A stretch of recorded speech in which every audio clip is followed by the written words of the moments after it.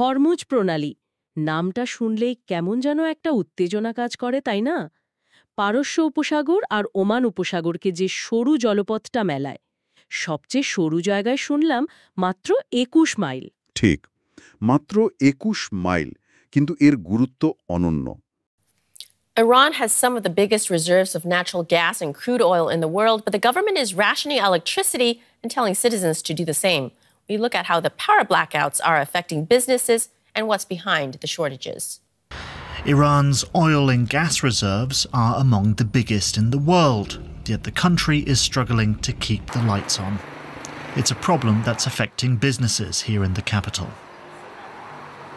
Yet the country has made well over $100 billion from its energy exports in recent years, while spending big on military priorities. A lifting of sanctions to open the country up to foreign investment is only likely if a new nuclear deal can be agreed. বিশ্ব অর্থনীতির জন্য এর গুরুত্ব যে কতটা তা বলাই বাহুল্য।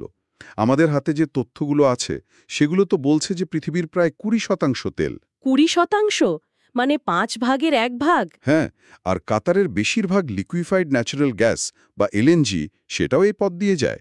এজন্যই তো একদিকে বলা হয় গ্লোবাল এনার্জি লাইফলাইন, আবার অন্যদিকে এর কৌশলগত অবস্থানের কারণে অনেকেই তো একে প্রায় একটা ফ্ল্যাশ পয়েন্ট মনে করেন। আর এর উপর নির্ভরশীল দেশগুলোর তালিকাটাও তো বেশ লম্বা। সৌদি আরব, ইউএই, কাতার, কুয়েত, ইরাক, ইরান নিজেও তো অবশ্যই। ইরান নিজেও তার তেল রপ্তানির জন্য এই প্রণালীর ওপর নির্ভরশীল। যদিও সৌদি আরব বা ইউএই কিছু পাইপলাইন বানিয়েছে অন্য পথে তেল পাঠানোর জন্য, কিন্তু সেগুলোর ক্ষমতা নিশ্চয়ই প্রণালীর তুলনায় কিছুই না। একেবারেই নগণ্য। ওই পাইপলাইনগুলো দিয়ে এই বিপুল পরিমাণ তেল বা গ্যাস পরিবহন সম্ভবই না। তাই হরমুজ প্রণালীর গুরুত্বটা থেকেই যাচ্ছে।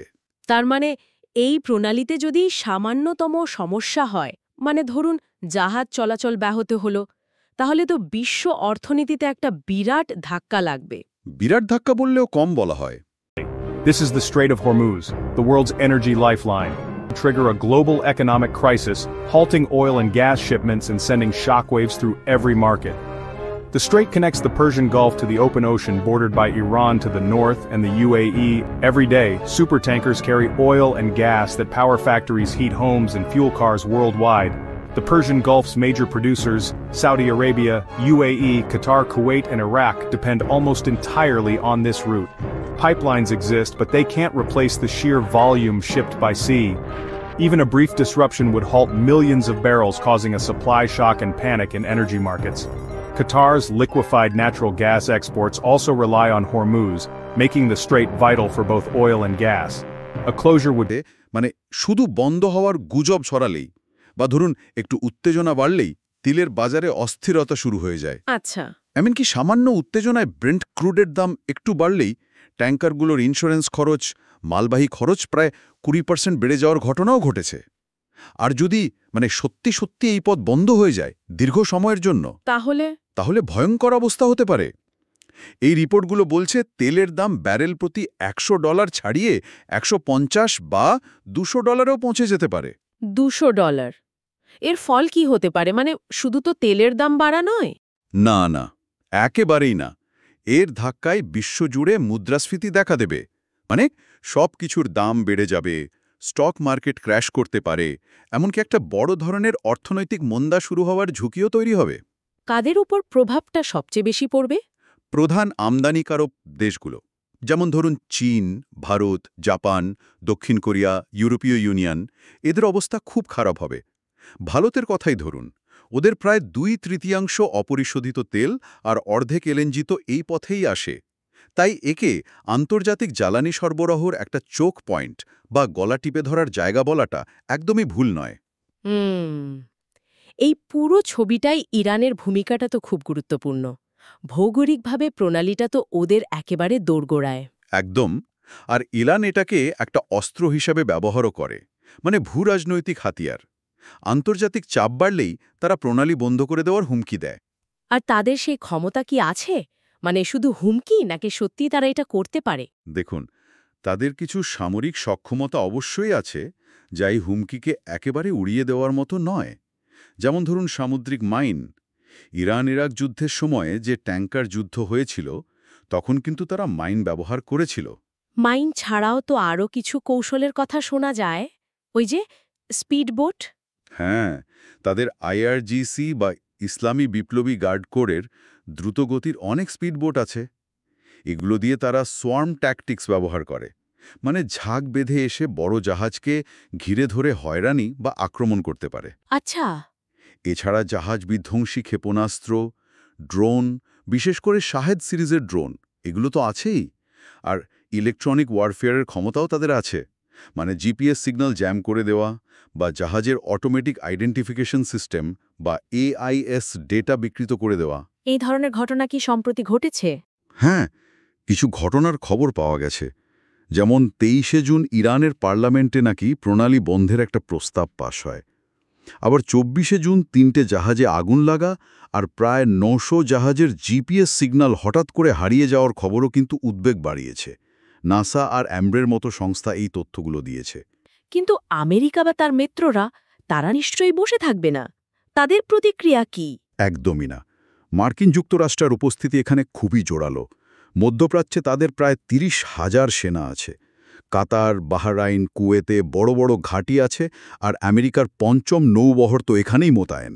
তারা কি কোনো স্পষ্ট বার্তা দিয়েছে? খুব স্পষ্টভাবে জানিয়ে আর অ্যাম্ব্রের মতো সংস্থা এই তথ্যগুলো দিয়েছে। কিন্তু আমেরিকা বা তার মিত্ররা, তারা নিশ্চয়ই বসে থাকবে না। তাদের প্রতিক্রিয়া কি? একদমই না। মার্কিন যুক্তরাষ্ট্রের উপস্থিতি এখানে খুবই জোরালো। মধ্যপ্রাচ্যে তাদের প্রায় 30,000 সেনা আছে। কাতার, বাহরাইন, কুয়েতে বড় বড় ঘাঁটি আছে, আর আমেরিকার 5ম নৌবহর তো এখানেই মোতায়েন। তারা কি কোনো স্পষ্ট বার্তা দিয়েছে? খুব স্পষ্টভাবে জানিয়েছে ওয়াশিংটন। তারা বলেছে হরমুজ প্রণালী বন্ধ করার যে কোনো চেষ্টাকে তারা অ্যাক্ট অফ ওয়ার বা যুদ্ধের কাজ হিসেবে দেখবে এবং কোনোভাবেই বরদাস্ত করবে না। এমনকি প্রয়োজনে USS নিমিটস আর USS থিওডর রুজভেল্ট, এই দুটো এয়ারক্রাফট ক্যারিয়ার গ্রুপকে একসাথে করার কথাও শোনা যাচ্ছে। মার্কিন পররাষ্ট্রমন্ত্রী তো চীনকে অনুরোধ করেছেন যেন তারা ইরানকে আটকায়। কিন্তু তাহলে ইরান কি সত্যিই এই ঝুঁকি নেবে, বিশেষ করে যখন তাদের নিজেদের অর্থনীতিও তো এর উপর নির্ভরশীল? এটাই তো আসল প্রশ্ন। মানে তথ্যগুলো বিশ্লেষণ করলে যা বোঝা যায়, প্রণালী বন্ধ করাটা ইরানের জন্য প্রায় অর্থনৈতিক আত্মহত্যার মতো হবে। তাই নাকি? কিভাবে? দেখুন, ইরানের অর্থনীতি এখন খুব একটা ভালো অবস্থায় নেই, আর সেটা মূলত তেল রপ্তানির উপরই টিকে আছে, যার প্রায় পুরোটাই যায় এই হরমুজ প্রণালী দিয়ে। এটা বন্ধ করলে ইরানের অর্থনীতি ভেঙে পড়তে পারে, দেশে মারাত্মক অস্থিরতা শুরু হতে পারে। তার মানে হুমকি দিলেও বাস্তবে করাটা কঠিন। খুব কঠিন। আর একটা জিনিস মনে রাখতে হবে, ইরান ইরাক যুদ্ধের সময় এত কিছুর পরেও প্রায় 450টা জাহাজে হামলা হয়েছিল, প্রণালী কিন্তু পুরোপুরি বন্ধ হয়নি। তাই সাময়িকভাবে হয়তো তারা জাহাজ চলাচলে বাধা দিতে পারে, কিন্তু দীর্ঘমেয়াদে বন্ধ রাখাটা তাদের জন্য প্রায় অসম্ভব এবং ঝুঁকিপূর্ণ। এবার আসি চীনের কথায়। তাদের তো জ্বালানির জন্য এই প্রণালীর ওপর বিরাট নির্ভরতা আছে। আবার ইরানের সাথেও তাদের বেশ ভালো সম্পর্ক, 25 বছরের চুক্তিও আছে শুনলাম। হ্যাঁ, চীনের অবস্থাটা একটু জটিল। একদিকে তাদের প্রচুর তেল আর গ্যাস লাগে এই পথ দিয়ে, তাই প্রণালী খোলা রাখাটা তাদের নিজেদের স্বার্থেই জরুরি। আবার ইরানের সাথে তাদের কৌশলগত অংশীদারিত্ব আছে, সেখানে জ্বালানি পরিকাঠামোতে বিনিয়োগের ব্যাপার আছে। এমনকি হরমুজের কাছে ইরানের একটা দ্বীপ, কাশেম দ্বীপ, সেটার উন্নয়নেও চীন যুক্ত। তাহলে চীন কি করবে? সম্ভবত চীন দুটো জিনিসই বজায় রাখতে চাইবে। তারা চাইবে উত্তেজনা কমুক, যাতে তাদের জ্বালানি সরবরাহ ঠিক থাকে।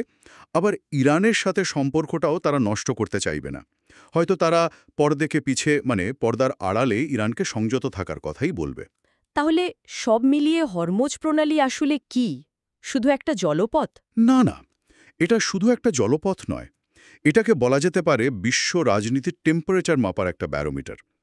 একদিকে এটা যেমন অর্থনীতির লাইফলাইন, তেমনি ইরানের হাতে একটা বড় দর কষাকষির তাস, আবার আন্তর্জাতিক সংঘাতেরও একটা সম্ভাব্য কারণ। আজকের এই আলোচনা আর তথ্যগুলো দেখে আমার যা মনে হচ্ছে, ইরানের হয়তো ক্ষমতা আছে সাময়িকভাবে সমস্যা তৈরি করার, কিন্তু দীর্ঘমেয়াদে প্রণালী বন্ধ রাখার ঝুঁকি তারা সম্ভবত নেবে না, কারণ এর ফল তাদের নিজেদের জন্যই মারাত্মক হতে পারে। হ্যাঁ, সম্ভাবনার দিক থেকে দেখলে এটাই বাস্তবসম্মত মনে হয়। তবে ভূরাজনীতিতে কখন কি হয় সেটা নিশ্চিত করে বলা মুশকিল। একদম। শেষ করার আগে একটা প্রশ্ন রেখে যেতে চাই। হরমুজ প্রণালীর এই পরিস্থিতি, এই টানাপোড়েন, এটা কি আমাদের সবাইকে আরও একবার চোখে আঙুল দিয়ে দেখিয়ে দিচ্ছে না যে আমাদের জ্বালানি সরবরাহ ব্যবস্থাটা কতটা ভঙ্গুর আর ভবিষ্যতের জন্য আমাদের কতটা জরুরি ভিত্তিতে বিকল্প পথের কথা ভাবা উচিত, আরও দীর্ঘমেয়াদী পরিকল্পনা করা উচিত? খুব গুরুত্বপূর্ণ প্রশ্ন। এটা নিয়ে ভাবনার অবকাশ অবশ্যই আছে।